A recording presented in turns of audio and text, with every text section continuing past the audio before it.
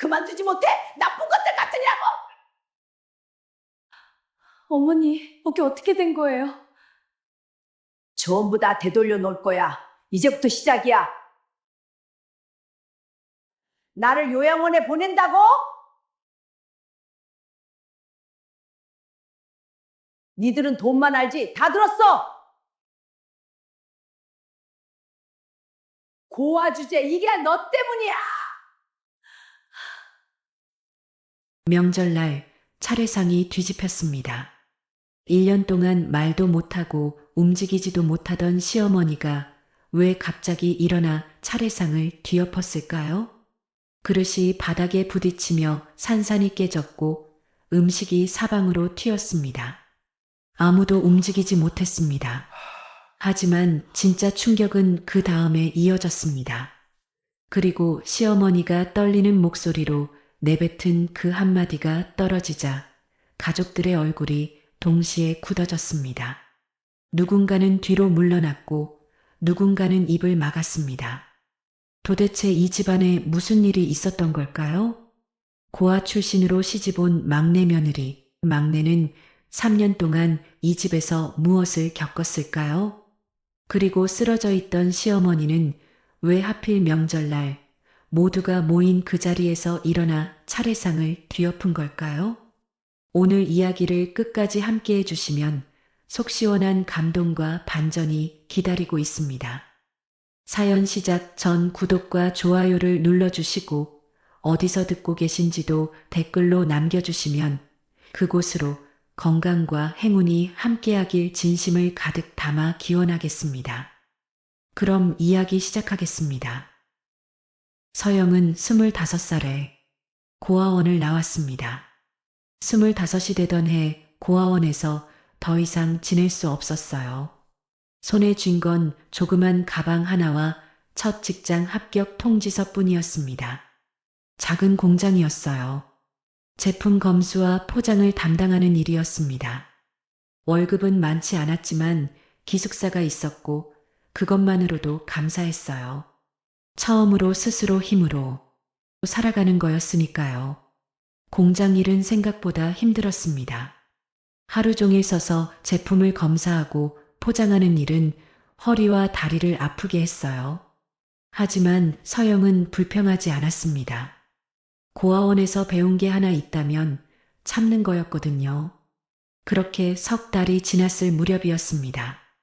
그날은 평범한 금요일 저녁이었어요. 퇴근 시간이 다가오고 있었고 서영은 마지막 제품 검수를 끝내고 있었습니다. 서영아, 오늘 수고했어. 내일 봐. 동료가 먼저 퇴근하며 손을 흔들었어요. 네, 언니. 조심히 가세요. 서영은 웃으며 대답했습니다. 공장장도 사무실에서 나오며 불을 끄기 시작했어요.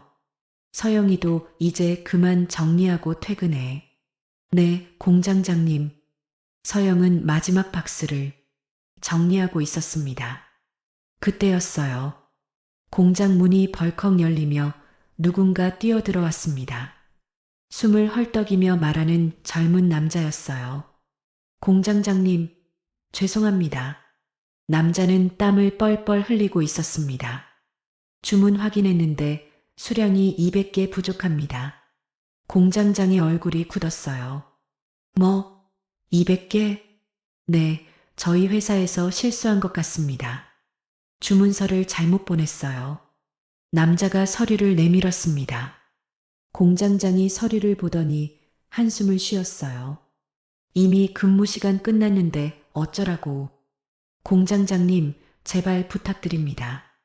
남자가 고개를 숙였어요. 이 제품들 내일 아침 첫 비행기로 중국 수출해야 합니다. 수량이 안 맞으면 계약이 전부 취소될 수 있어요. 저희 회사가 망할 수도 있습니다. 목소리가 절박했어요. 공장장이 난처한 표정을 지었습니다. 그래도 지금은 1시간만요. 1시간만 도와주시면 됩니다. 남자가 애원했어요. 서영은 그 모습을 보고 있었습니다. 남자의 얼굴에는 진짜 다급함이 보였어요. 제가 하겠습니다. 서영이 입에서 말이 나왔습니다. 두 사람이 서영을 돌아봤어요. 서영아? 공장장이 놀란 표정으로 서영을 봤습니다. 제가 200개 마무리 지을게요.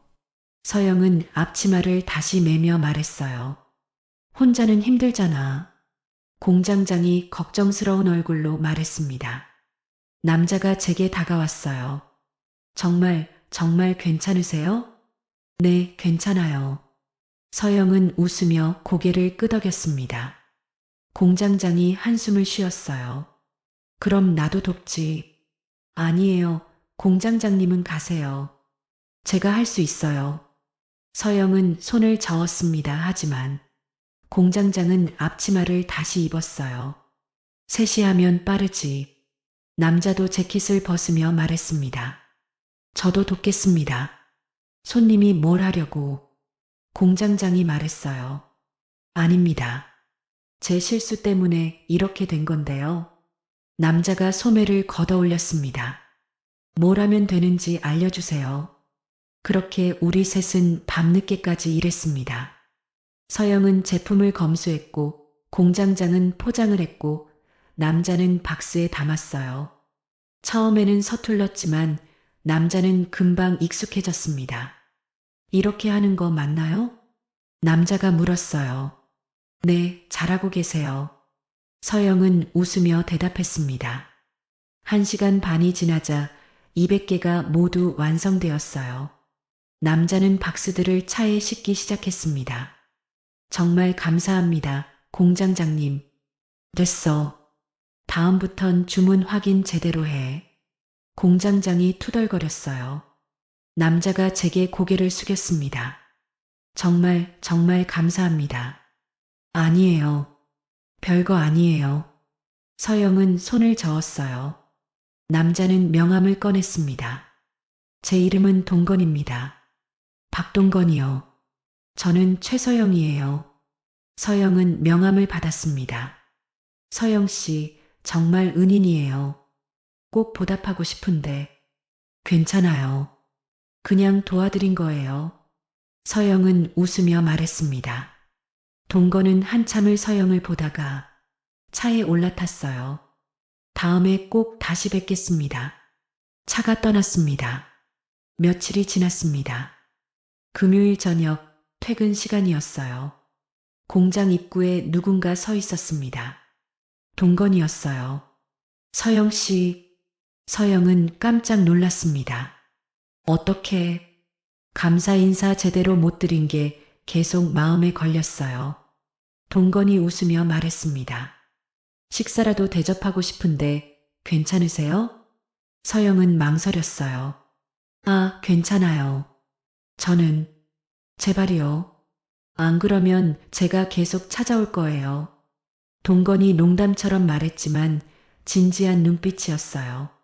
서영은 결국 고개를 끄덕였습니다. 그럼 잠깐만요. 우리는 공장 근처 작은 식당에 갔어요.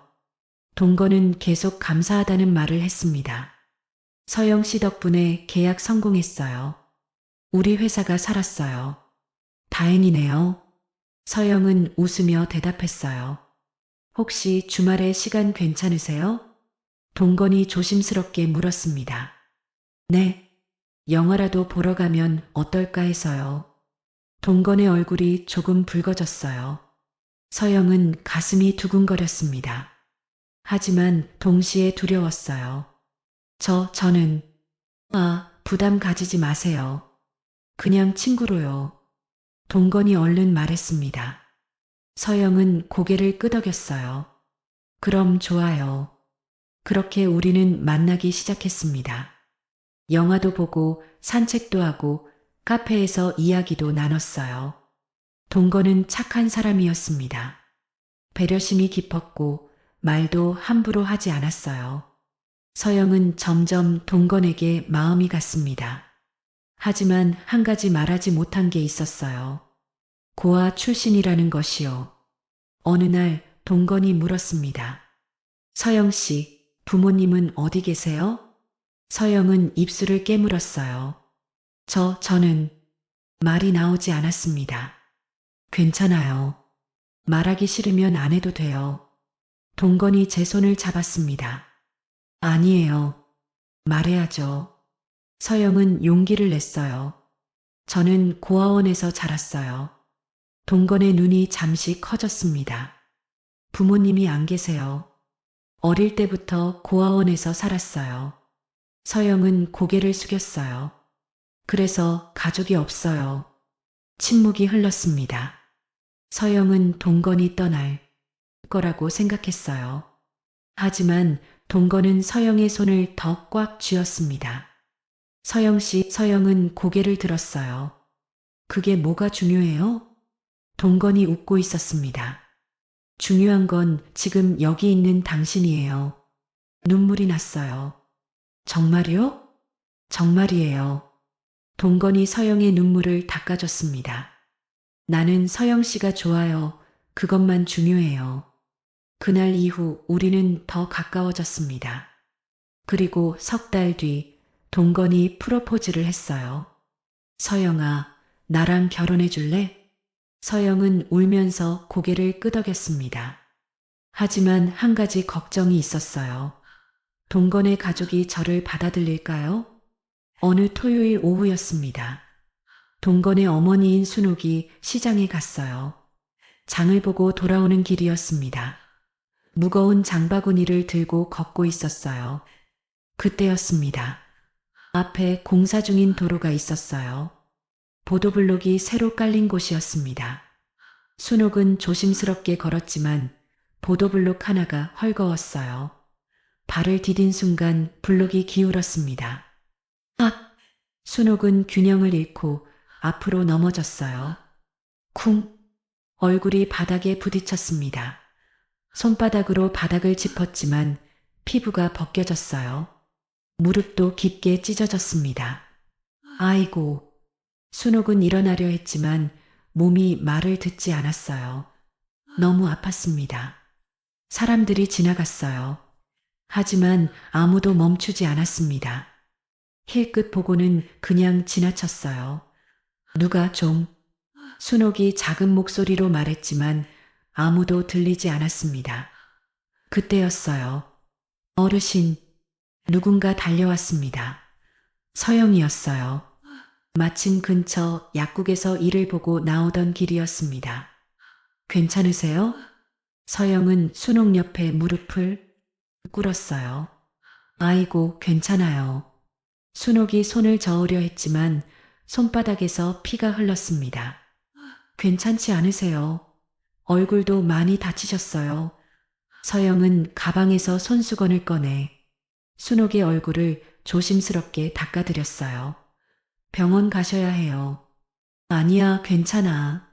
순옥이 고개를 저었습니다. 안 괜찮으세요? 무릎도 많이 찢어지셨어요. 서영은 단호하게 말했어요. 제가 병원까지 모셔다 드릴게요. 서영은 택시를 불렀습니다. 순옥을 조심스럽게 일으켜 택시에 태웠어요. 아가씨, 고마워요. 순옥이 떨리는 목소리로 말했습니다. 괜찮아요. 당연한 거예요. 서영은 웃으며 대답했어요. 병원에 도착했습니다. 응급실에서 순옥의 상처를 치료했어요. 다행히 큰 부상은 아니었지만 봉합이 필요했습니다. 서영은 순옥 곁에 앉아 있었어요. 아가씨, 이름이 뭐예요? 순옥이 물었습니다.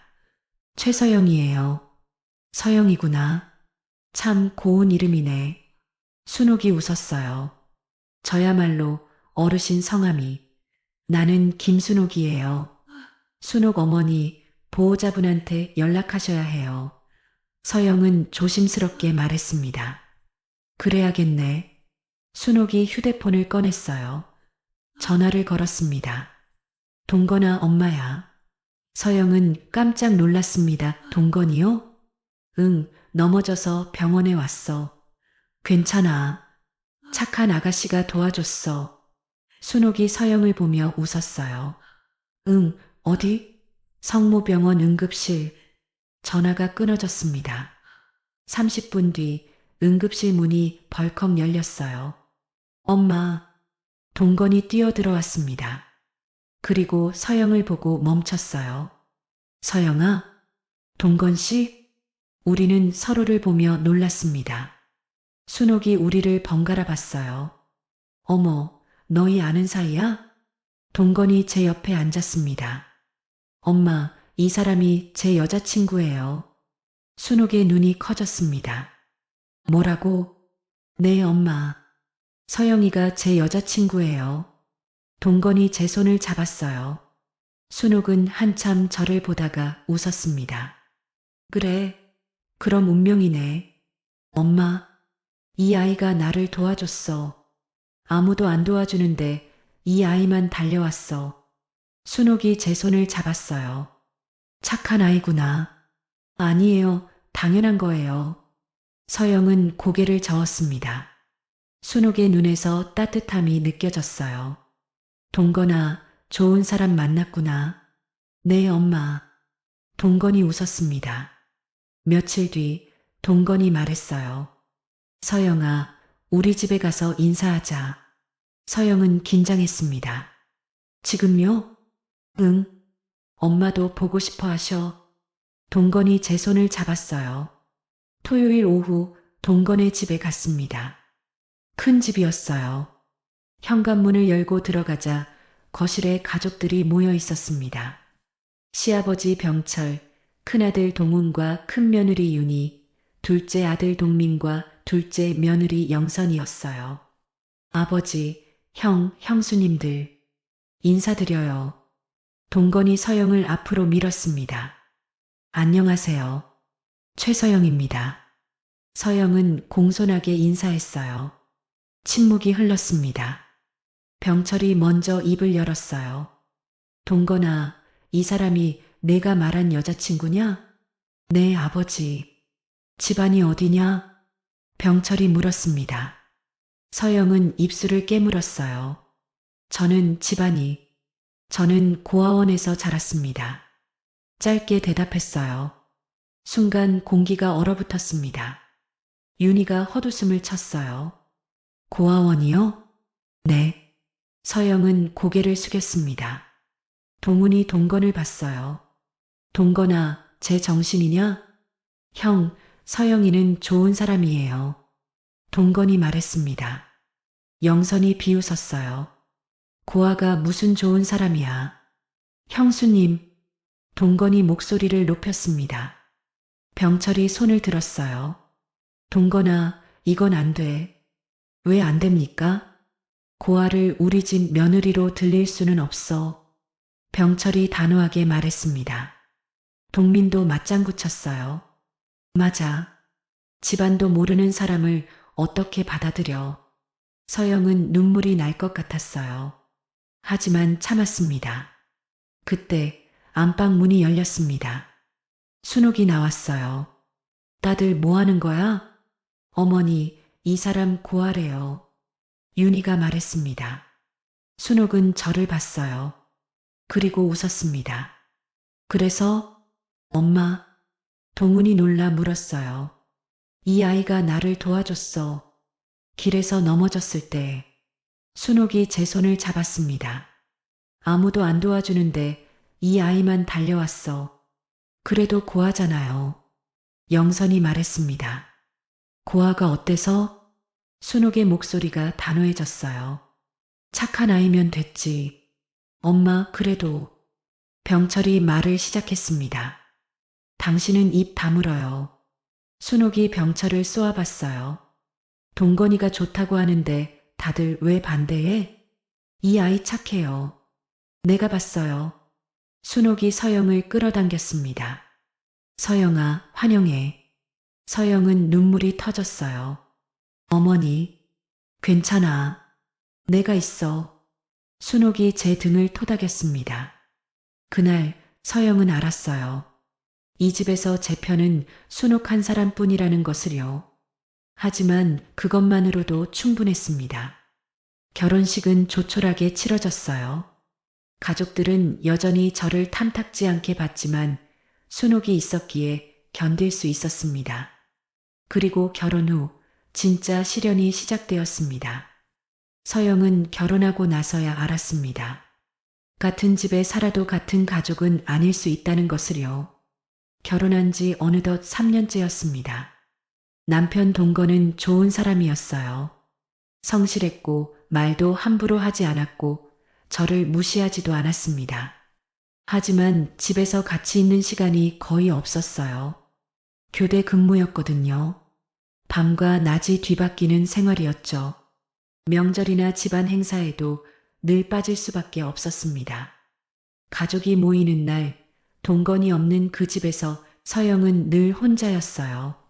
3년 동안 생신이나 명절에 온 가족이 모여서 식사하는 자리가 점점 불편해졌습니다. 거실에는 다 같이 모여서 큰 며느리인 윤희와 둘째 며느리인 영선이 사온 선물 보따리를 풀어보며 감탄하고 즐거워할 때 주방에는 저 혼자 윤희가 던져주고 간 식재료들을 손질하기 바빴으니까요. 처음에는 괜찮다고 생각했어요. 며느리라면 당연히 해야 하는 일이라고 스스로를 다독였습니다.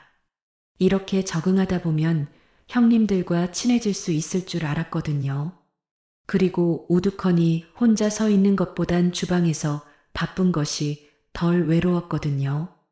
결혼 초부터 명절과 집안 행사에서는 늘 이런 식이었어요. 윤희의 휴대폰 너머 목소리는 언제나처럼 태연했습니다. 막내야, 바쁜 일이 있어서 좀 늦을 것 같아. 미리 준비 좀 하고 있어.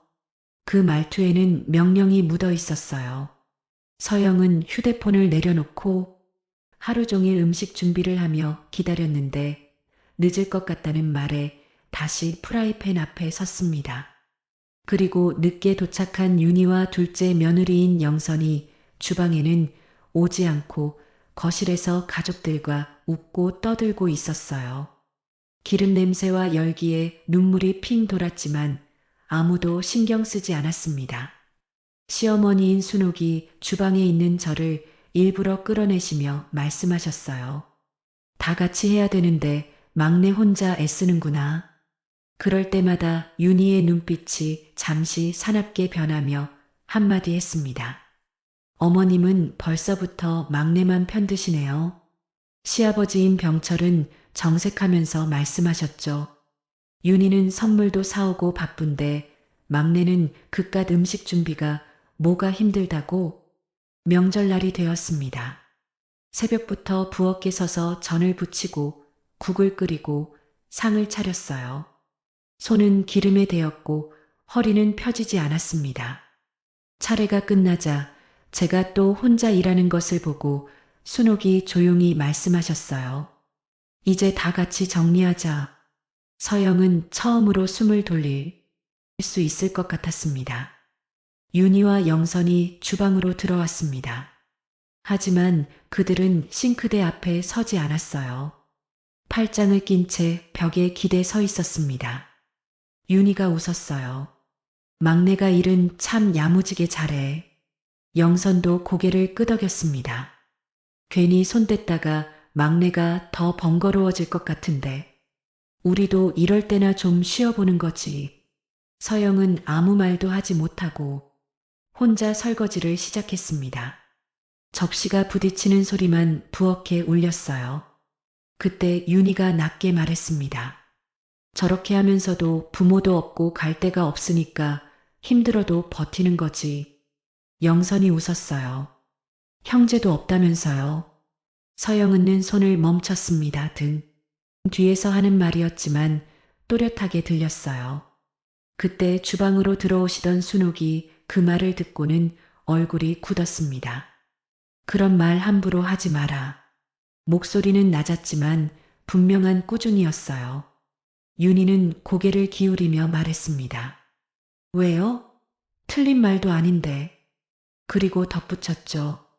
괜히 우리만 나쁜 사람 만드시고 또 막내만 편애하시네요.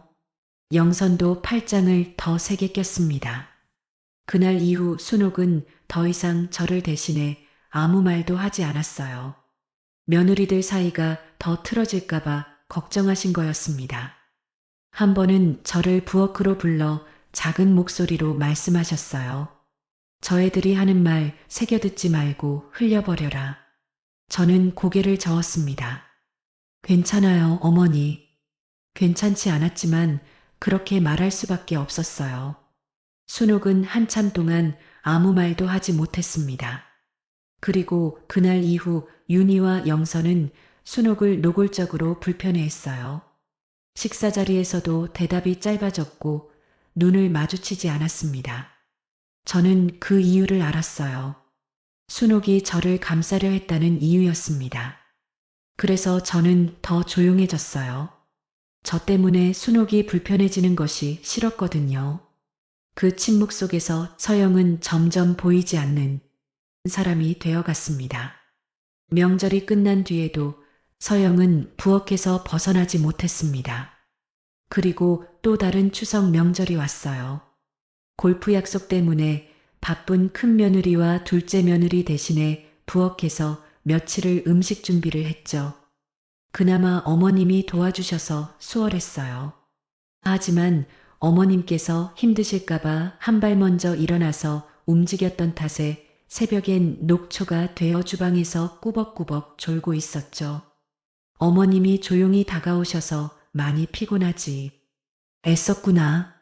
고맙다 그 한마디가 얼마나 큰 위로가 되었던지. 차례가 끝나자 어머님과 아버님은 피곤하시다고 방에 들어가셨어요.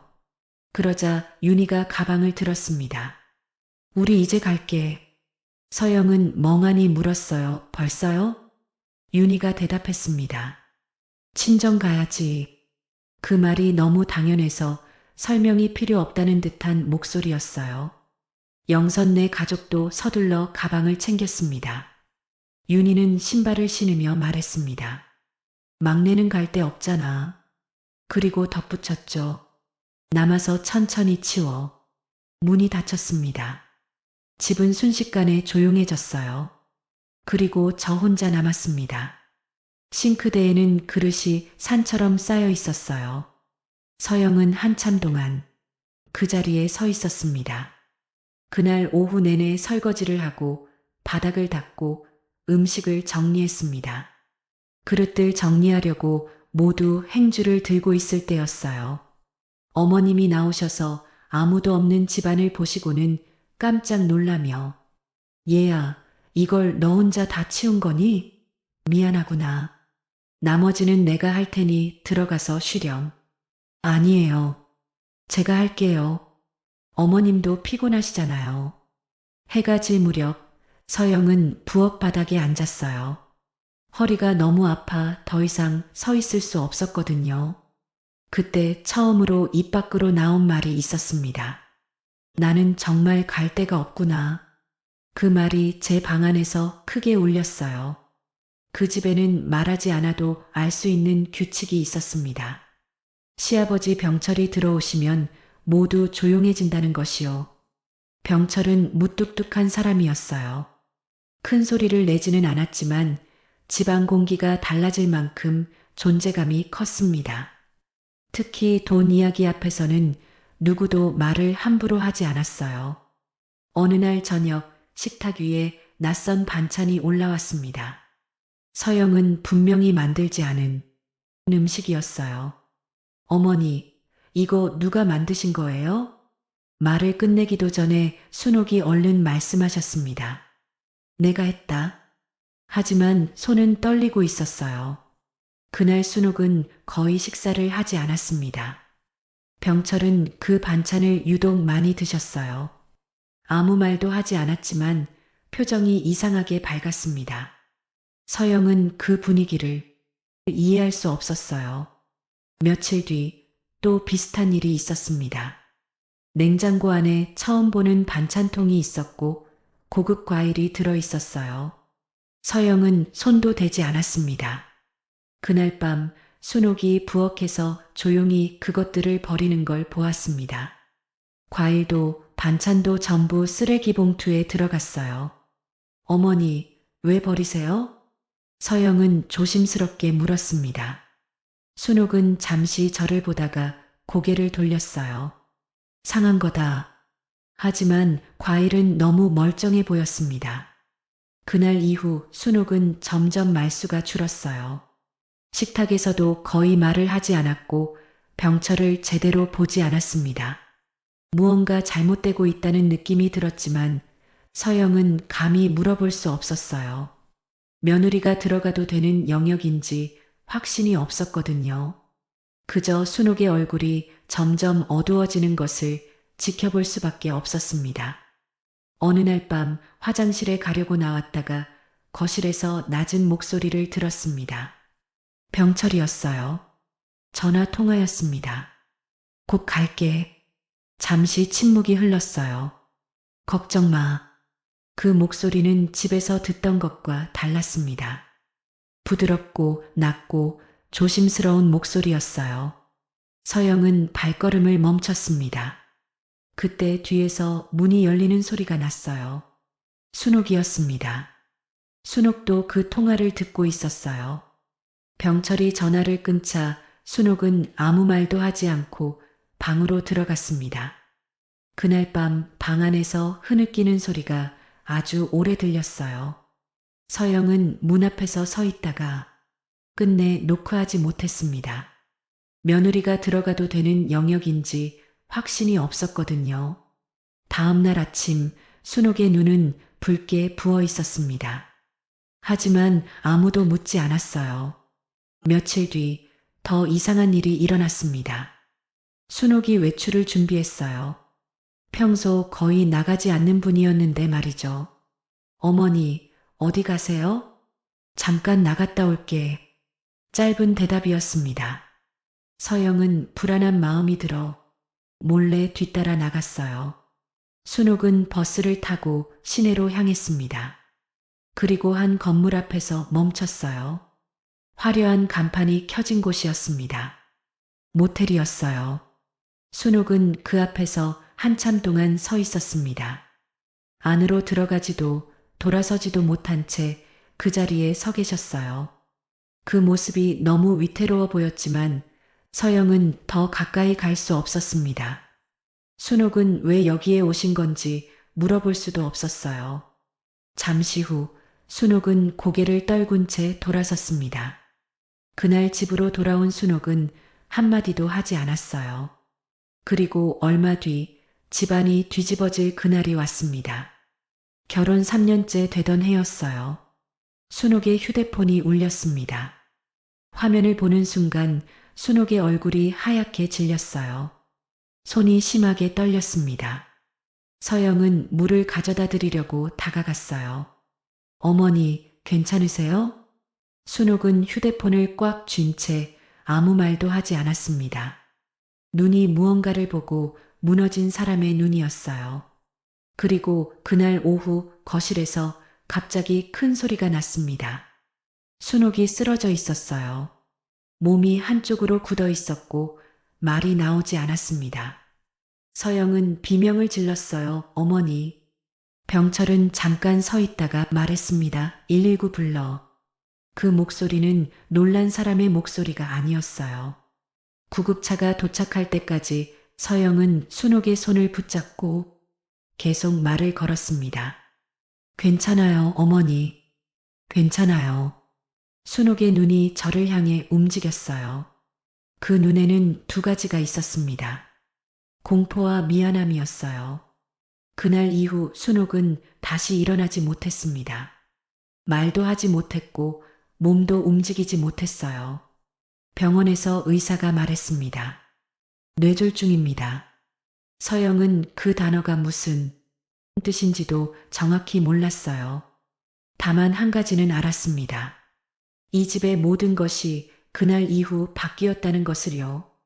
그리고 순옥 곁에 남은 사람은 저 하나뿐이었다는 것도요.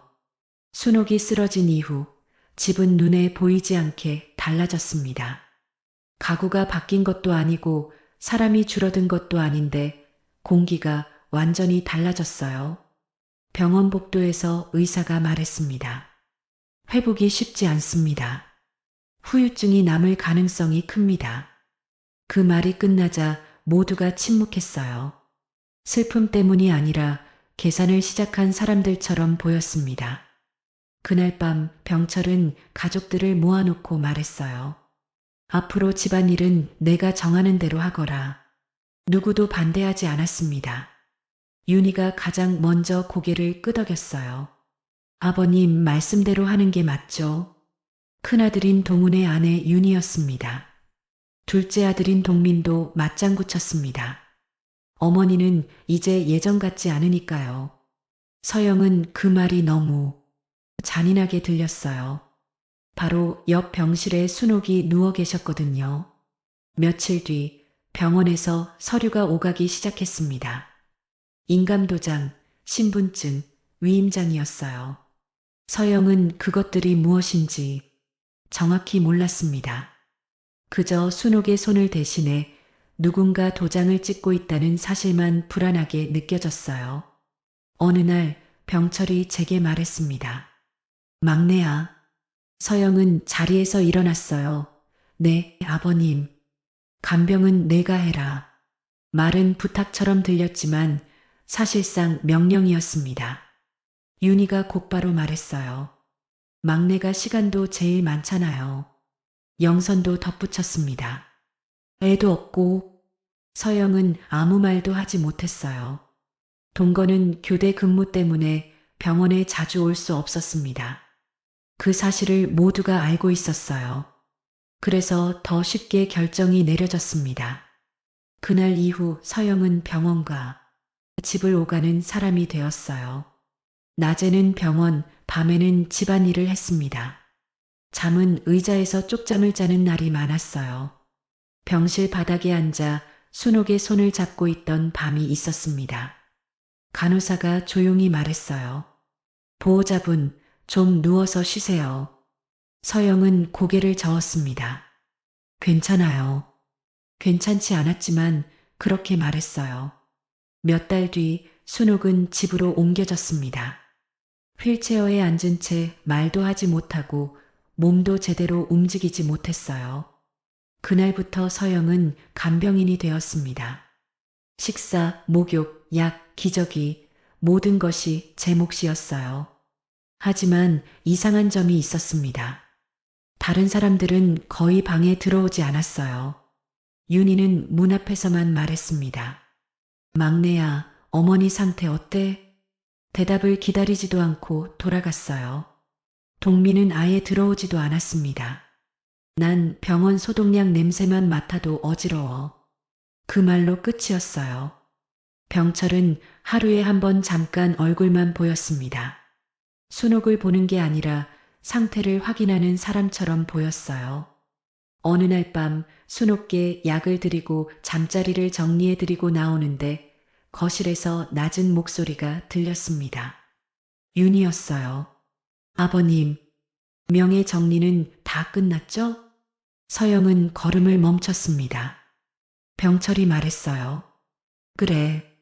동민이 물었습니다. 건물도요? 그렇지. 짧은 대답이었어요. 서영은 숨을 죽였습니다. 건물이요. 시골 땅이요. 모두 순옥의 친정에서 받은 것이라고 들었던 기억이 있었어요. 이제 걱정할 거 없겠네요. 윤희가 안도한 듯 말했습니다.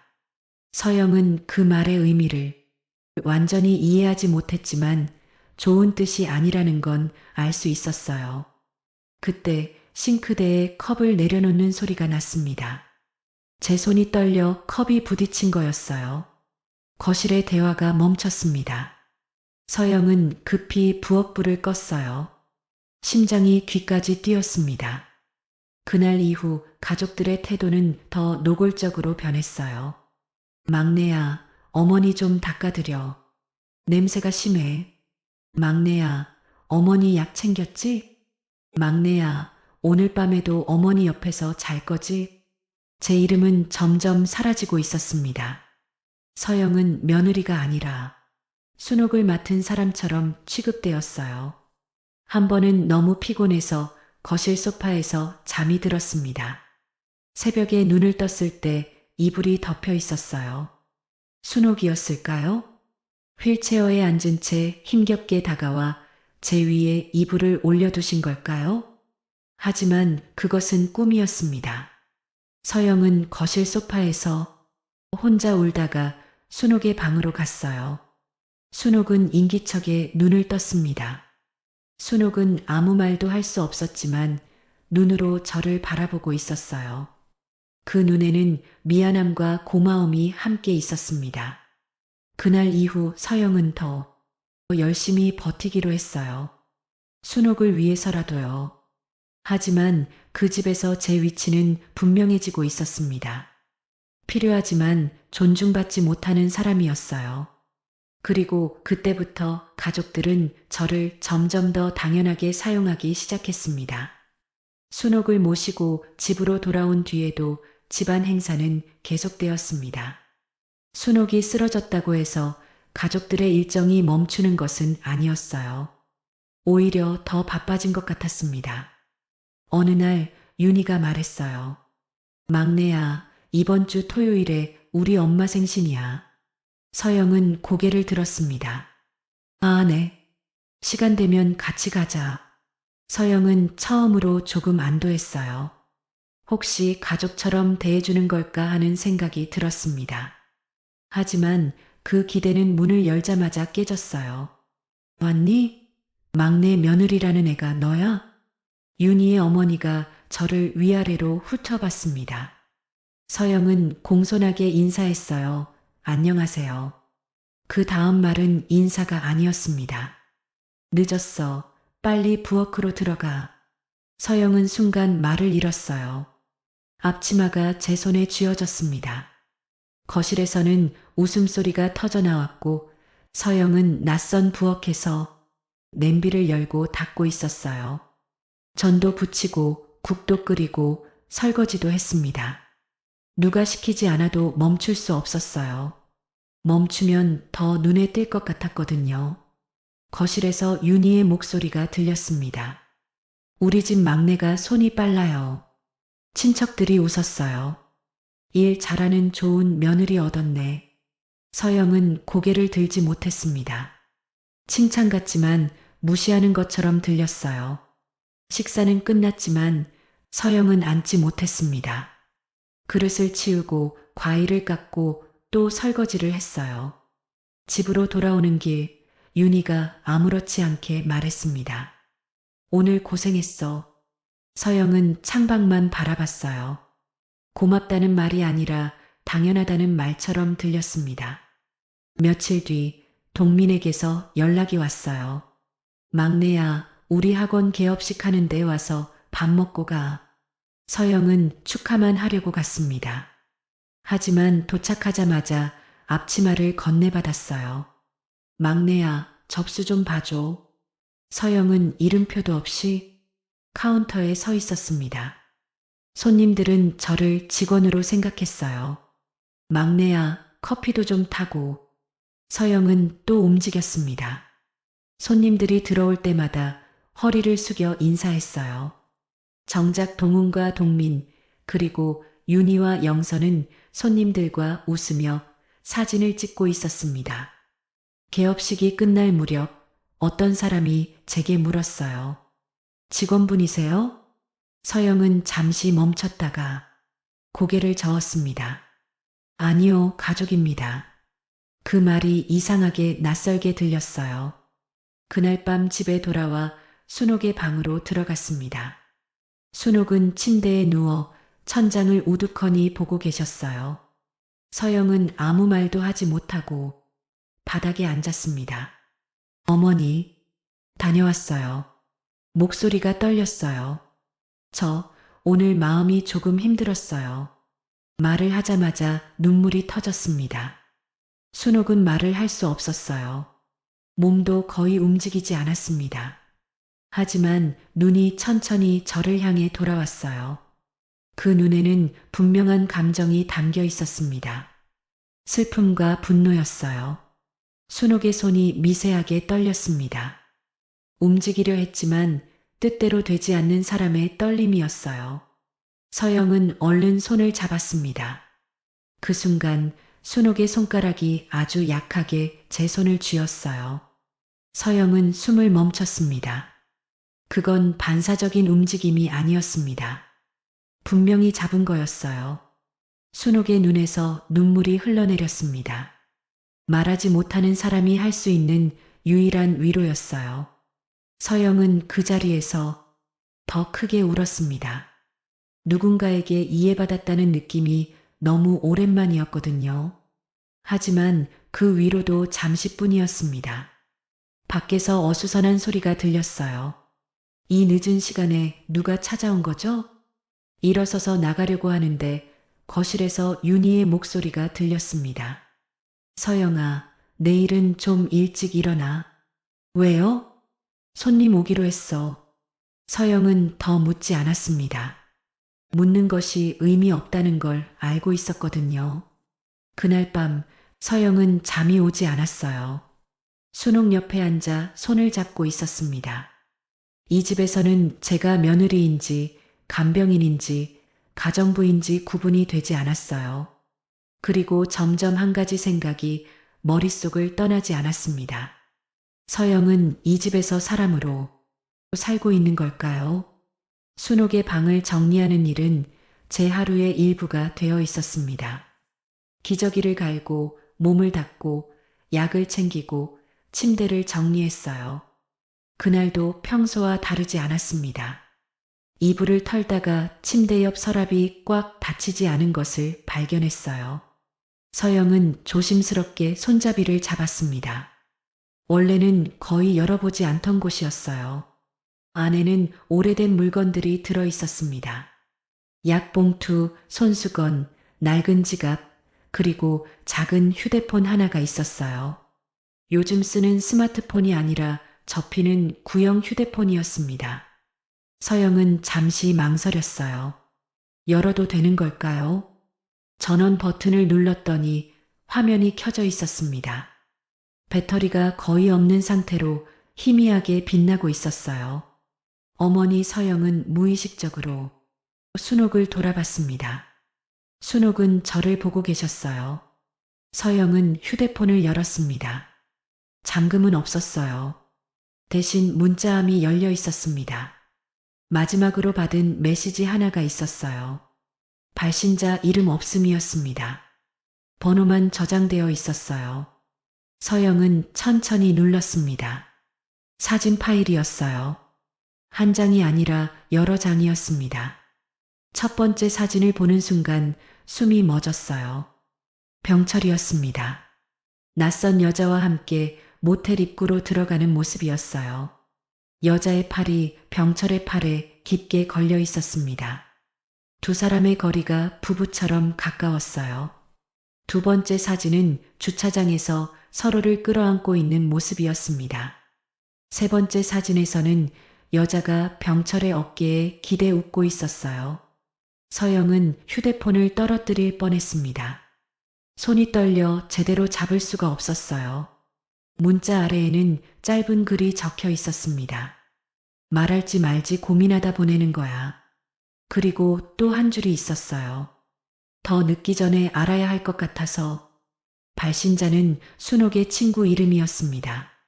서영은 천천히 고개를 들어 순옥을 바라봤어요. 순옥은 이미 알고 있는 사람의 눈이었습니다. 눈에서 눈물이 조용히 흘러내리고 있었어요. 서영은 무너졌습니다. 어머니, 이거 언제 보신 거예요? 말이 다 끝나지 않았어요. 그런데 순옥의 손가락이 아주 미세하게 움직였습니다. 침대 위를 더듬듯 흔들렸어요. 무언가를 전하려는 사람처럼 보였습니다. 서영은 휴대폰을 순옥의 손 위에 올려놓았어요. 그 순간 순옥의 손이 떨리며 화면을 누르듯 스쳤습니다. 마치 그날을 다시 보는 것처럼 보였어요. 그때 서영은 깨달았습니다.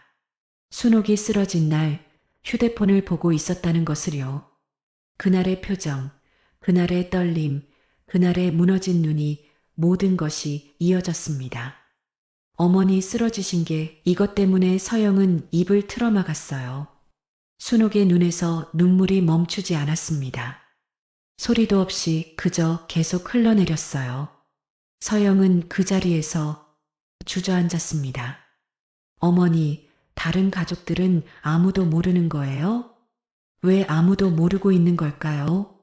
아니, 왜 아무도 알고 싶어 하지 않는 걸까요? 그 순간 순옥의 손이 다시 떨렸습니다. 서영은 본능적으로 손을 잡았어요. 손가락이 아주 약하게 제 손을 움켜쥐었습니다. 그리고는 고개를 아주 조금씩 가로저었어요. 그건 부탁처럼 느껴졌습니다. 말하지 말라는 부탁이었어요. 혹은 지켜달라는 부탁이었습니다. 서영은 울면서 고개를 끄덕였어요. 알겠어요, 어머니. 제가 옆에 있을게요. 서영은 휴대폰을 다시 서랍 깊숙이 넣었습니다. 아무도 보지 못하도록요. 그날 이후 서영은 더 이상 같은 사람이 아니었습니다. 이 집이 왜 이렇게 돌아가는지 이제 알 것 같았거든요. 그리고 한 가지 더 알았어요. 이 집에서 순옥의 편은 저 하나뿐이라는 것을요. 하지만 그날 밤 서영은 잠을 이루지 못했습니다. 눈을 감으면 사진 속 장면이 계속 떠올랐어요. 그리고 더 무서운 생각이 들었습니다. 만약 이 사실이 다른 사람들에게 알려진다면 이 집은 어떻게 될까요? 서영은 몰랐습니다. 이미 누군가는 그 사실을 알고 있었을지도 모른다는 것을요. 순옥의 상태는 조금도 나아지지 않는 것처럼 보였습니다. 적어도 다른 사람들의 눈에는 그랬어요. 서영은 알고 있었습니다. 순옥의 눈빛이 처음보다 또렷해졌다는 것을요. 손가락도 조금씩 움직인다는 것을요. 하지만 서영은 그 사실을 누구에게도 말하지 않았습니다. 순옥도 원하지 않는 것 같았거든요. 순옥의 손과 발을 더 열심히 운동시켜 드렸어요. 그리고 휠체어에 순옥을 힘겹게 앉혀드리고 일부러 거실에 모시고 나왔습니다.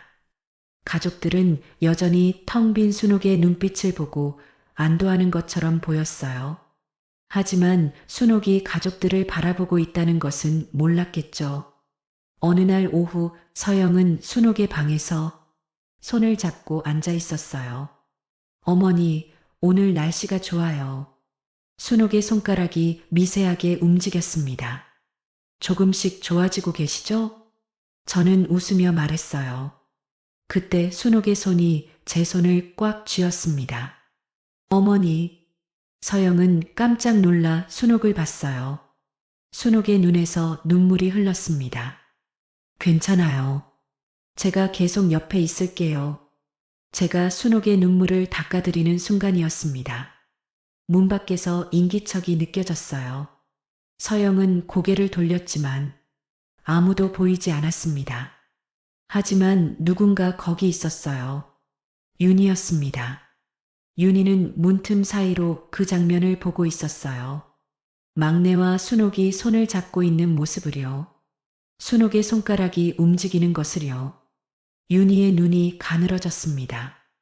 그날 밤부터 이상한 일이 시작되었어요. 윤희가 순옥의 방 주변을 자주 서성였습니다. 막내야, 어머니 약은 잘 챙기고 있지? 예전에는 관심도 없던 사람이었어요. 네, 형님. 어머니 상태는 어때? 윤희가 방 안을 기웃거렸습니다. 똑같아요. 서영은 일부러 무덤덤하게 대답했어요. 하지만 윤희의 눈빛이 예사롭지 않았습니다. 며칠 뒤 제가 장을 보러 나간 사이였어요. 윤희가 순옥의 방에 들어갔습니다. 침대 밑을 뒤지고 서랍을 열어보고 옷장을 뒤졌어요. 뭔가 있을 거야. 윤희는 중얼거렸습니다. 전현이 어머니한테 뭔가 하고 있어. 서랍을 하나씩 열어봤지만 특별한 건 없었어요. 하지만 윤희는 포기하지 않았습니다. 그날 이후 윤희는 시도 때도 없이 방에 들어왔어요. 어머니, 제가 또 왔어요. 하지만 순옥을 보는 게 아니었습니다. 방 안을 살피는 거였어요. 저를 보는 눈빛도 달라졌습니다. 막내야, 요즘 어머니랑 뭐하고 지내? 그냥 간병하죠. 매일 방에만 있던데? 윤희가 의심의 눈초리로 저를 봤어요. 어머니 돌봐드리니까요. 서영은 최대한 태연하게 대답했습니다. 하지만 가슴이 두근거렸어요. 혹시 윤희가 뭔가 눈치챈 걸까요? 며칠 뒤 윤희는 영선을 불렀습니다. 동서, 막내가 요즘 이상하지 않아? 뭐가요? 요즘 어머니 방에서 맨날 뭐 하는 것 같아. 영선이 고개를 갸웃거렸어요. 간병하는 거 아니에요? 아니야. 뭔가 수상해. 윤희가 팔짱을 꼈습니다. 어머니가 좋아지고 있는 것 같아. 에이, 설마요. 의사가 회복 힘들다고 했잖아요. 그래도 뭔가 이상해. 윤희의 눈빛이 차갑게 빛났습니다. 전현이 어머니한테 뭔가 불어넣고 있는 거야. 그럼 어떡할 건데요? 영선이 물었어요. 윤희가 낮게 웃었습니다. 어머니를 멀리 보내야지. 그날 저녁 윤희는 병철을 찾아갔습니다. 아버님, 저 말씀 좀 드릴게요. 병철이 신문을 내려놓았어요. 뭔데? 어머니요. 요양원으로 보내는 게 어떨까요? 병철의 눈썹이 올라갔습니다. 갑자기 왜? 집에서 돌보기 너무 힘들잖아요. 윤희가 말했어요. 막내 혼자 감당하기 벅찬 것 같아요. 막내가 힘들다고 했어? 아니요. 하지만 보면 알잖아요. 윤희가 목소리를 낮췄습니다. 그리고 요즘 막내가 이상해요. 뭐가? 어머니한테 매일 붙어서 뭔가 하고 있어요. 병철이 인상을 찌푸렸어요. 무슨 소리야? 제가 봤어요. 어머니 손잡고 뭔가 계속 말하고. 윤희가 말을 이었습니다. 혹시 어머니한테 이상한 말하는 거 아닐까요? 병철의 얼굴이 굳었습니다. 그럴 리가. 하지만 조심하는 게 좋을 것 같아요. 윤희가 덧붙였어요. 어머니를 요양원에 보내면 전문가들이 잘 돌볼 거예요. 병철은 한참 생각하다가 고개를 끄덕였습니다. 알았어. 가족들 모아놓고 얘기해보자. 윤희의 입꼬리가 살짝 올라갔어요. 며칠 뒤 거실에 가족들이 모였습니다. 명절이 가까워지고 있었거든요. 윤희가 먼저 말을 꺼냈어요. 아버님, 가족들 모였을 때 의논 드릴 게 있어요. 병철이 고개를 들었습니다. 뭔데? 어머니, 요양원으로 모시는 게 어떨까요? 순간 공기가 멈춘 것 같았어요. 서영은 손에 들고 있던 물컵을 꽉 쥐었습니다. 동민이 바로 맞장구 쳤어요. 맞아요. 집에서 돌보기 너무 힘들잖아요. 서영은 입을 열었습니다. 제가 더 열심히 잘할게요. 모두의 시선이 한꺼번에 제게 꽂혔어요. 윤희가 웃었습니다. 막내가 힘들어서 그렇지. 아니에요. 괜찮아요. 서영은 고개를 저었어요. 어머니, 집에 계시는 게 더 좋아요. 그때 윤희의 얼굴이 굳었습니다. 그걸 네가 왜 결정하는 건데? 목소리가 낮아졌어요.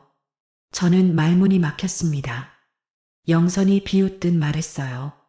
고아 출신이 어디서 나서? 그 말은 조용했지만 칼처럼 날카로웠습니다. 서영은 아무 말도 하지 못했어요. 가장 아픈 부분을 정확히 찌른 말이었거든요. 병철이 천천히 말했습니다. 요양원 보내는 걸로 하자. 그 한마디로 결정은 끝났어요. 서영은 순옥의 방으로 들어갔습니다. 손이 떨렸어요. 어머니. 순옥은 저를 보고 계셨습니다. 서영은 무릎을 꿇었어요.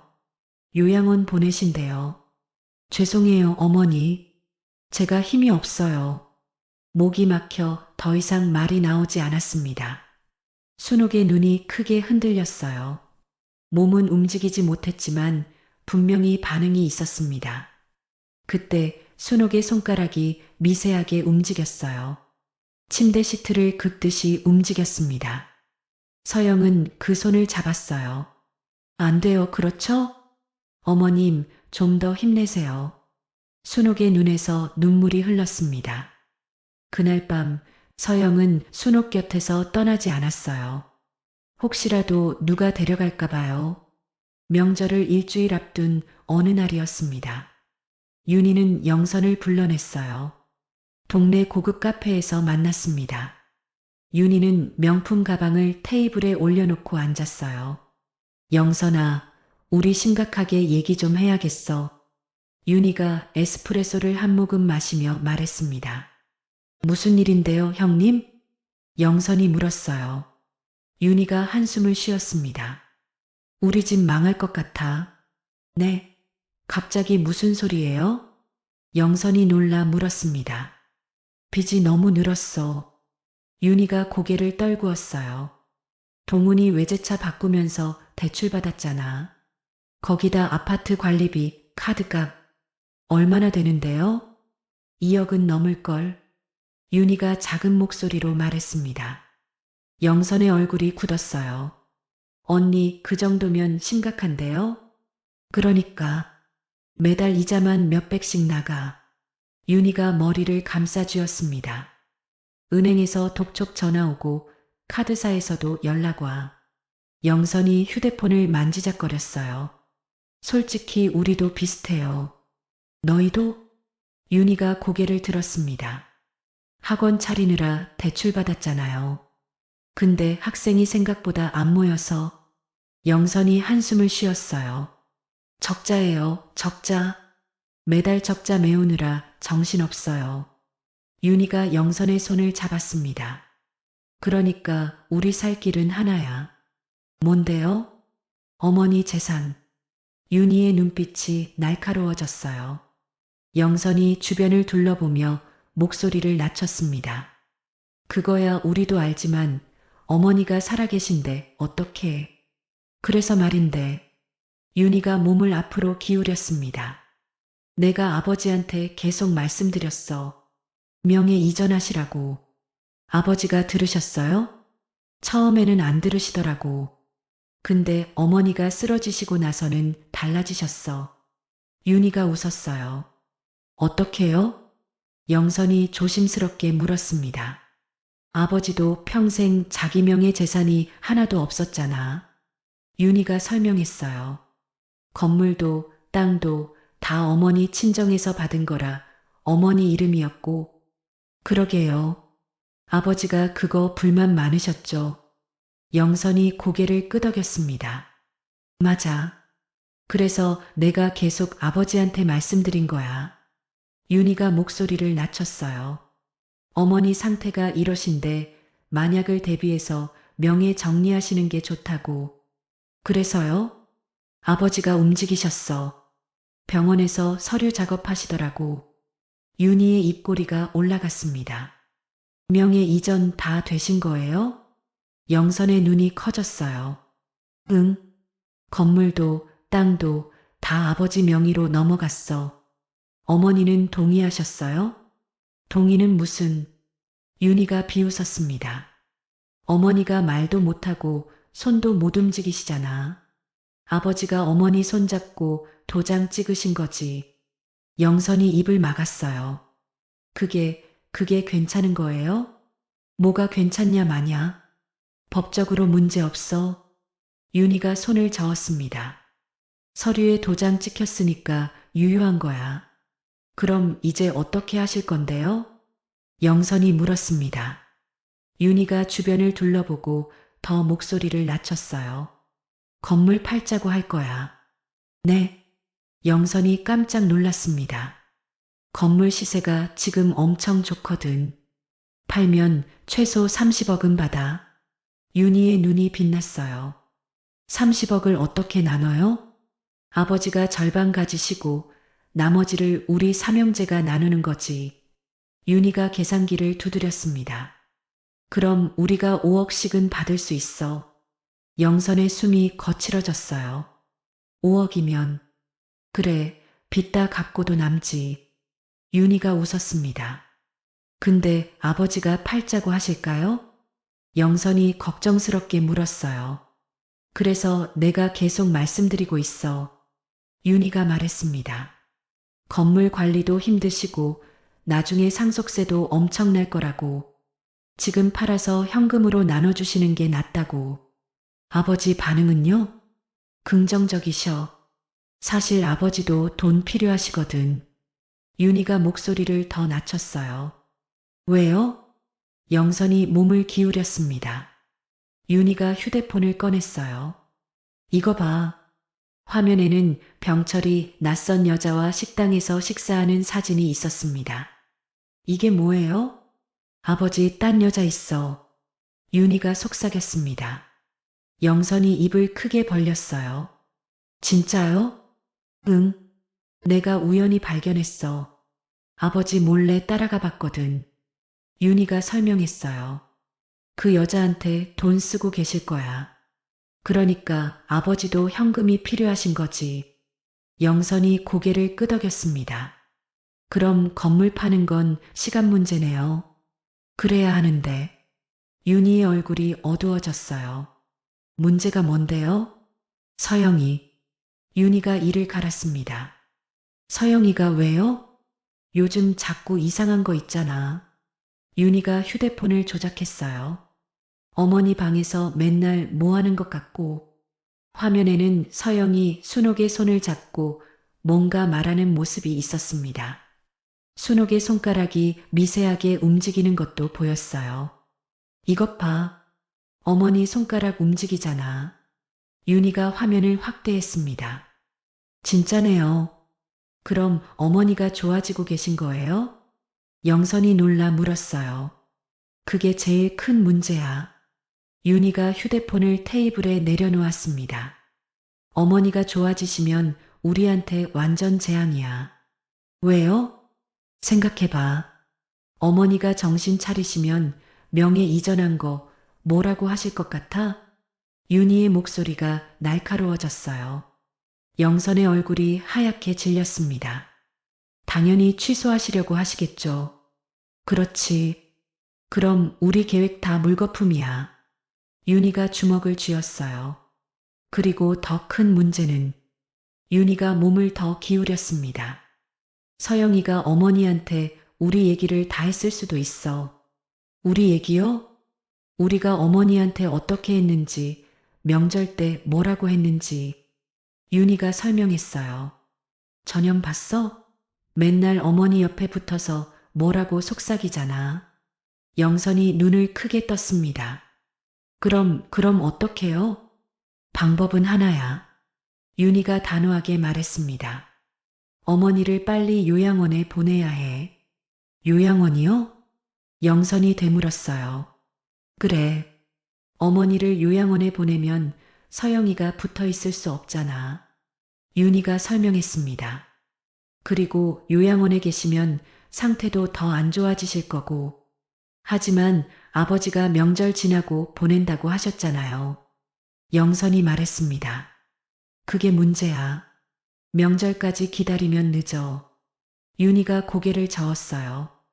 어머니가 더 좋아질 수도 있고 서영이가 어머니한테 더 많은 걸 불어넣을 수도 있어. 그럼 어떻게 해요? 영선이 조급하게 물었습니다. 아버지를 설득해야지. 명절 전에 어머니를 요양원에 보내자고. 윤희가 말했어요. 어떻게 설득할 건데요? 서영이 문제를 크게 만드는 거야. 윤희의 눈이 빛났습니다. 서영이가 어머니한테 이상한 짓 하고 있다고 아버지한테 말하는 거지. 이상한 짓이요? 어머니를 세뇌시키고 있다고. 윤희가 설명했어요. 그리고 어머니 상태가 이상하게 변하고 있다고 하는 거야. 영선이 고개를 끄덕였어요. 우리가 계속 아버지한테 불안감을 주는 거지. 윤희가 계속 말했습니다. 어머니가 이상해지고 있다. 서영이가 뭔가 하고 있다. 계속 그런 식으로. 그리고요? 결정타는. 윤희가 목소리를 더 낮췄습니다. 어머니 방에서 수상한 거 찾아내는 거야. 뭐요? 영선이 물었어요. 모르지. 뭐든지. 서류든 통장이든. 윤희가 말했어요. 어머니가 뭔가 숨기고 있는 게 분명해. 서영이도 알고 있고. 그걸 어떻게 찾아요? 서영이가 장 보러 나간 틈에 방을 뒤져야지. 윤희가 서슴없이 말했어요. 영선이 망설였습니다. 그건 좀 뭐가 좀이야. 윤희가 테이블을 쳤어요. 주변 사람들이 쳐다봤고 윤희는 목소리를 낮췄습니다. 우리 재산이 걸린 문제야. 어머니가 정신 차리시고 명예 취소하시면 우리는 끝이라고. 우리 빚은 어떻게 갚고 학원은 어떻게 유지해? 영선의 얼굴도 굳었어요. 언니 말이 맞아요. 우리도 이대로 가다간 망해요. 그러니까 우리가 먼저 움직여야 해. 윤희가 영선의 손을 꽉 잡았어요. 알겠어요, 형님. 그런데 구체적으로 언제요? 영선이 물었습니다. 내일. 서영이가 매주 수요일 장 보러 나가잖아. 윤희가 말했어요. 그때 들어가서 어머니 방 구석구석 다 뒤지는 거야. 아버지는요? 아버지는 수요일마다 골프 가시잖아. 맞다. 영선이 고개를 끄덕였어요. 좋아. 그럼 내일 하자. 윤희가 결정했습니다. 그리고 뭔가 찾으면 바로 사진 찍어. 증거 남겨야 해. 알겠어요, 형님. 영선이 대답했습니다. 우리 이번이 마지막 기회야. 윤희가 단호하게 말했어요. 어머니 요양원 보내고 건물 팔고 돈 받는 거. 그래야 우리가 살아. 두 사람의 눈빛이 차갑게 빛났습니다. 다음 날 더 노골적인 일이 벌어졌습니다. 윤희가 영선을 데리고 왔어요. 거실에서 들리는 목소리가 있었습니다. 시어머니 요양원으로 빨리 보내야 해요. 그래야 재산도 편하게 정리되지요. 서영은 숨이 막혔어요. 동민도 말했습니다. 막내가 붙어 있으니까 그게 문제예요. 서영은 문 뒤에서 움직일 수 없었어요. 병철이 낮게 말했습니다. 그까짓 게 무슨 문제야? 명절 지나고 보내. 명절이요. 그 단어가 이상하게 무겁게 느껴졌습니다. 그날 밤 순옥의 손을 잡고 앉아 있는데 갑자기 손에 힘이 들어왔어요. 아주 약했지만 분명한 힘이었습니다. 서영은 놀라서 얼굴을 들었어요. 순옥의 눈이 저를 똑바로 보고 있었습니다. 처음으로 도움이 아니라 의지를 담은 눈이었어요. 서영은 속삭였습니다. 어머니, 조금만 더 힘내세요. 일어나셔야 해요. 어머니의 손과 발을 더 열심히 운동을 시켜드리고 몸을 더 자주자주 일으켜드렸어요. 조금이라도 회복이 빨리 되기를 바라면서 순옥의 눈이 천천히 깜빡였습니다. 명절 아침은 아직 해도 뜨기 전부터 시작되었습니다. 서영은 새벽 4시에 일어났어요. 전날 밤 거의 잠을 자지 못했지만 몸이 먼저 움직였습니다. 조용히 부엌으로 가서 불을 켰어요. 쌀을 씻고 국을 끓이고 전을 부치고 과일을 손질했습니다. 프라이팬에서 기름이 튀었고 손등에 붉은 자국이 생겼어요. 하지만 멈출 수 없었습니다. 서둘러야 했어요. 점점 날이 밝아오고 있었거든요. 부엌은 금세 열기로 가득 찼습니다. 땀이 이마를 타고 흘렀어요. 새벽 6시쯤 서영은 어머니의 방으로 들어갔습니다. 어머니, 오늘이 명절이에요. 순옥은 이미 깨어 계셨어요. 서영은 어머니를 조심스럽게 휠체어에 앉혔습니다. 이제 거실로 모셔드릴게요. 순옥의 눈이 천천히 깜빡였습니다. 서영은 어머니를 거실로 모셨어요. 순옥은 휠체어에 앉아 저를 바라보고 계셨습니다. 서영은 일부러 밝게 말했습니다. 어머니, 조금만 기다리세요. 금방 끝나요. 다시 부엌으로 돌아와 전을 부치기 시작했어요. 동그랑땡, 생선전, 야채전이 접시에 하나씩 쌓여갔습니다. 아침 8시가 넘어서야 다른 사람들이 일어나기 시작했습니다. 윤희가 가장 먼저 나왔어요. 거실로 가다가 휠체어에 앉은 순옥을 보고 멈췄습니다. 어머니, 벌써 나와 계세요? 하지만 순옥을 보는 게 아니었어요.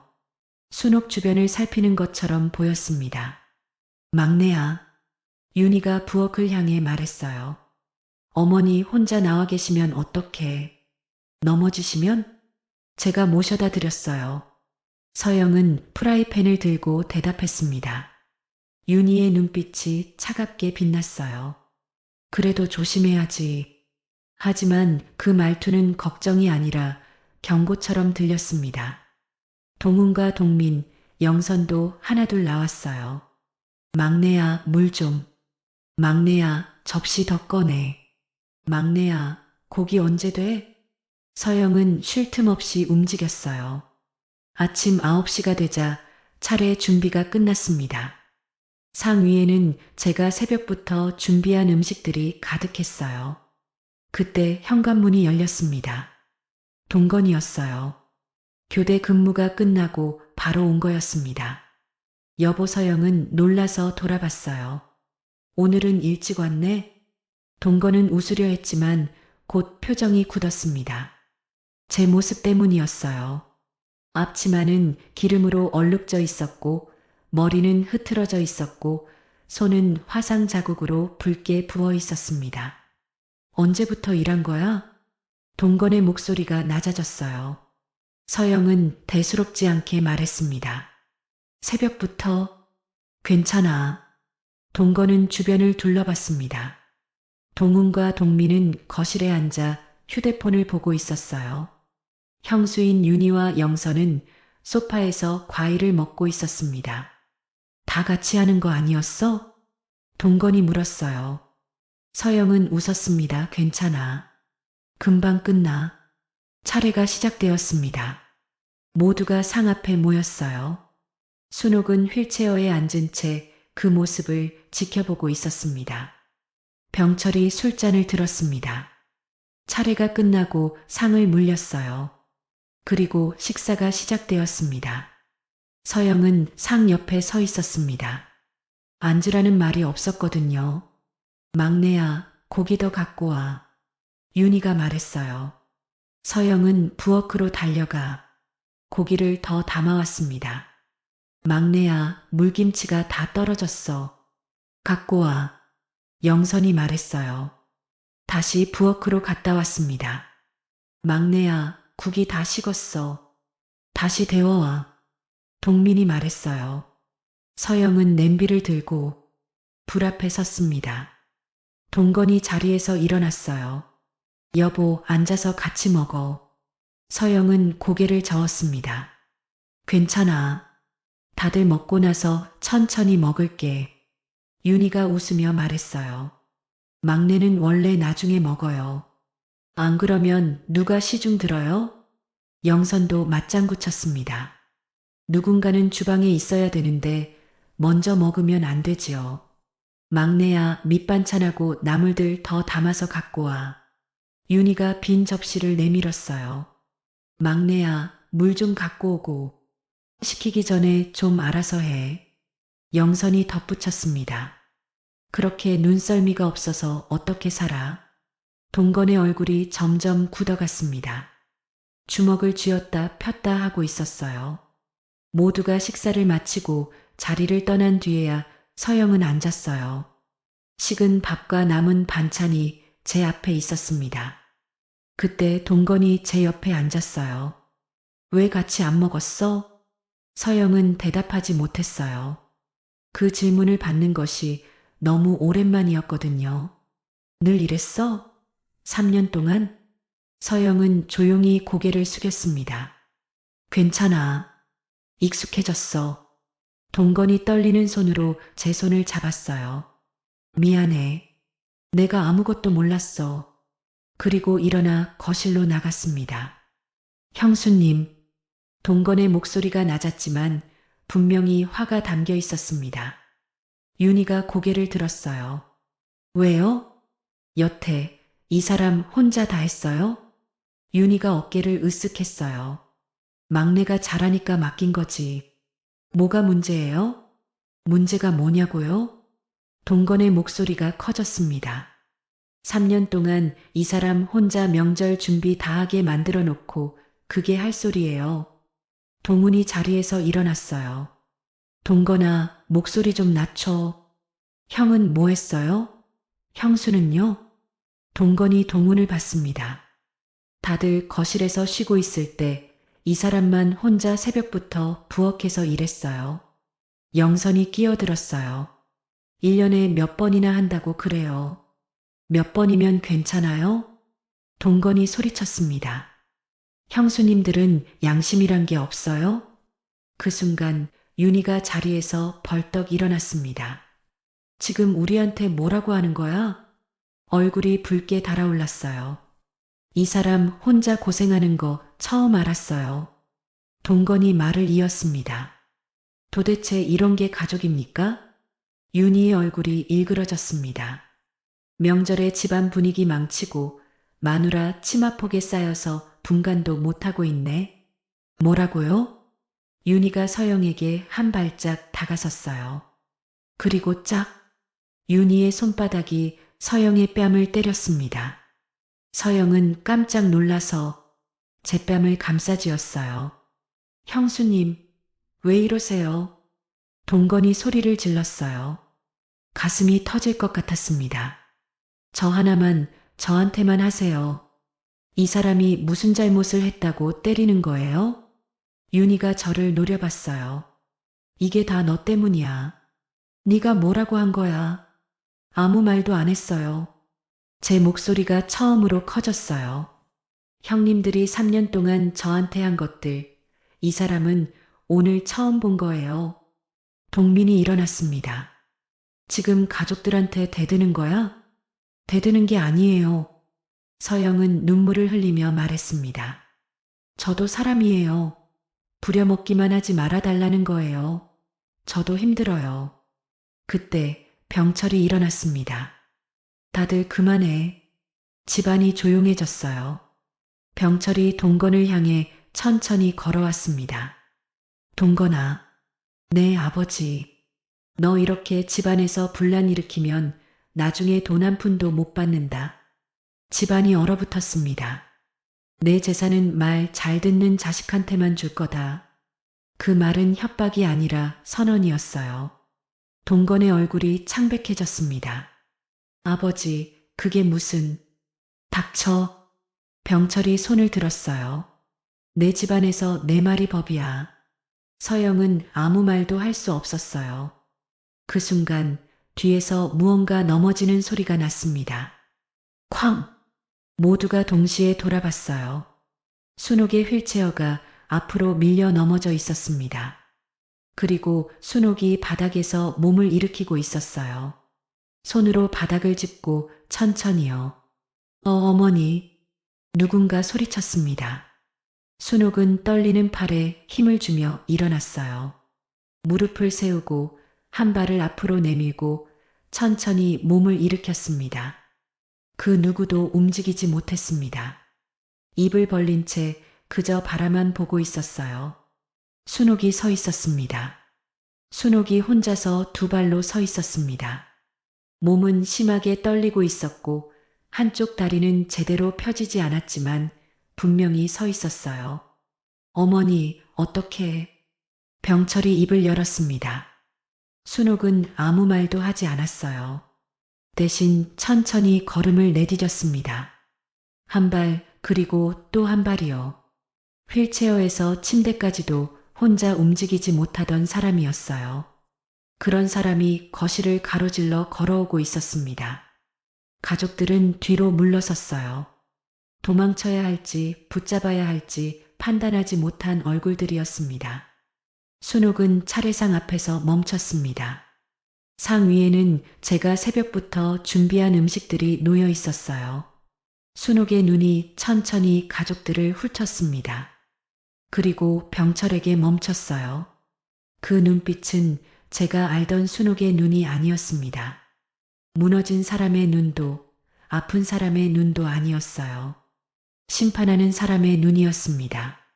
순옥의 손이 천천히 상 위로 올라갔습니다. 서영은 숨을 멈췄어요. 그리고 쾅! 차례상이 뒤집혔습니다. 그릇이 산산이 부서지며 바닥에 흩어졌어요. 음식이 사방으로 튀었습니다. 간장이 바닥에 퍼지고 전이 굴러다녔어요. 비명도 나오지 않았습니다. 집안이 완전히 얼어붙었어요. 순옥의 입이 떨렸습니다. 말이 나오지 않았지만 억지로 소리를 만들고 있었어요. 이치. 발음이 뭉개져 알아듣기 어려웠습니다. 하지만 모두가 귀를 기울이고 있었어요. 모두 거짓말. 순옥의 눈에서 눈물이 흘러내렸습니다. 딱 거짓말. 순옥이 떨리는 손으로 병철을 가리켰어요. 당신. 두 글자였지만 분명한 의미였습니다. 그리고는 저를 쳐다보시고는 순옥의 방을 가리키셨어요. 서영은 본능적으로 알았습니다. 뛰어가서 서랍을 열었어요. 그 오래된 휴대폰을 꺼냈습니다. 손이 떨렸지만 꼭 쥐었어요. 거실로 돌아와 순옥 앞에 휴대폰을 들었습니다. 순옥은 떨리는 손으로 화면을 밀어 병철 쪽으로 향하게 했어요. 모두의 시선이 사진으로 쏠렸습니다. 낯선 여자와 함께 모텔로 들어가는 병철의 모습이었어요. 윤희가 입을 막았습니다. 저게 뭐예요? 동민이 뒤로 물러났어요. 병철의 얼굴이 하얗게 질렸습니다. 그게 뭐야? 순옥이 화면을 넘겼어요. 두 번째 사진이 나타났습니다. 주차장에서 여자를 끌어안고 있는 병철이었어요. 세 번째 사진은 더 충격적이었습니다. 레스토랑에서 여자와 마주 앉아 웃고 있는 모습이었어요. 날짜가 찍혀 있었습니다. 바로 엊그제였어요. 동훈이 소리쳤습니다. 아버지, 이게 대체 뭡니까? 병철은 아무 말도 하지 못했어요. 순옥의 목소리가 갈라지며 나왔습니다. 나쁜 놈. 그 단어가 집안에 떨어졌어요. 이치. 순옥의 숨이 거칠어졌습니다. 내 거야. 모두가 얼어붙었습니다. 서영은 그 말을 이해했어요. 이 집, 건물, 땅 모두 순옥의 친정에서 받은 거였습니다. 순옥이 다시 말했어요. 다시 돌려놔. 병철의 손이 떨렸습니다. 여보, 그게 아니라. 입 닥쳐. 순옥의 목소리가 커졌습니다. 모두가 놀라 뒤로 물러섰어요.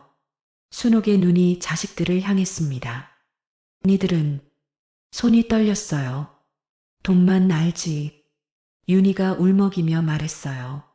어머니, 그게 아니고. 아니긴 뭐가 아냐. 순옥이 고개를 저었습니다. 휠체어를 짚고 한 발 한 발 다가갔어요.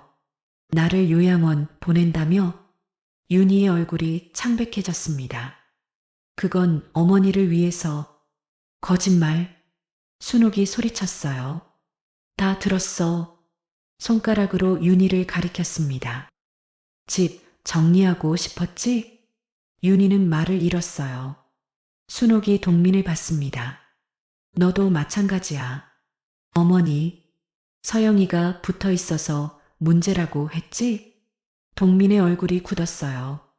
다 들었어. 순옥의 목소리가 떨렸습니다. 그리고 저를 바라봤어요. 그 눈빛은 처음 보는 눈이었습니다.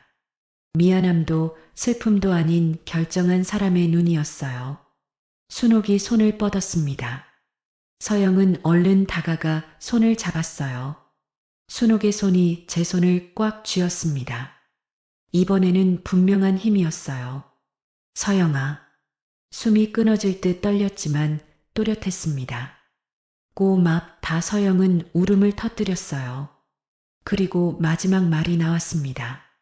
재산은 모두가 숨을 죽였어요. 서영이한테 줄 거야. 윤희가 비명을 질렀습니다. 뭐라고요? 뭐가 이상해? 순옥이 물었어요. 1년 동안 숨을 고르고 말을 이었습니다. 서영이만 날 돌봤어. 그래도 아들들이 있잖아요. 영선이 소리쳤습니다. 순옥이 비웃었어요. 아들들? 천천히 고개를 돌려 동훈과 동민을 봤습니다. 병원 몇 번 왔어? 두 사람은 고개를 숙였어요. 밤샘 간병 한 번이라도 했어? 그건 저희도 바빠서. 동훈이 변명했습니다. 바빴어? 순옥이 웃었어요. 서영이는 3년 동안 목소리가 떨렸습니다. 혼자서 명절 준비 다 했어. 날 돌보는 것도 혼자 하고. 니들은 거실에서 쉬고 있었지? 윤희와 영선의 얼굴이 붉어졌어요. 서영이는 새벽부터 부엌에서 일했어. 순옥이 말을 이었습니다. 한 번도 짜증 안 냈어. 니들은 한 번도 쉬라고 안 했어. 서영은 눈물을 흘리며 고개를 저었어요. 어머니, 얘는 이제 내 딸이야. 순옥이 또렷하게 말했습니다. 이제부터 내 딸, 그러니까 내 재산, 다 내 딸한테 주는 거야. 윤희가 바닥에 주저앉았어요. 안 돼요. 이건 말도 안 돼요. 동민도 앞으로 나왔습니다. 어머니, 정신이 온전하신 겁니까? 온전하고 말고. 순옥이 동민을 똑바로 봤어요. 너보다 훨씬 더. 그리고 병철을 가리켰습니다. 몇 년이나? 숨을 헐떡이며 말을 이었어요. 몇 년이나 날 속였어. 병철이 뒤로 물러섰습니다. 여보, 그게 아니라. 입 닥쳐. 순옥이 다시 소리쳤어요. 더 있어. 서영은 깜짝 놀랐습니다. 더 있다고요? 순옥이 제 손을 당겼어요. 서랍 속에 파란 봉투. 서영은 얼른 방으로 달려갔습니다. 서랍을 열자 파란 봉투가 보였어요. 두껍고 무거웠습니다. 거실로 돌아와 순옥께 드렸어요. 순옥은 봉투를 열라고 눈빛으로 말했습니다. 안에는 서류가 가득했어요. 통장 사본, 계좌 이체 내역, 카드 사용 내역이었습니다. 모두 병철 이름으로 된 거였어요. 그런데 이체받는 사람은 낯선 여자 이름이었습니다. 매달 100만 원씩 3년이 넘도록요. 윤희가 서류를 낚아챘습니다. 이게 뭐예요? 눈이 커졌어요. 아버지, 이게 정말이에요? 병철은 말이 없었습니다. 동훈이 서류를 빼앗아 보더니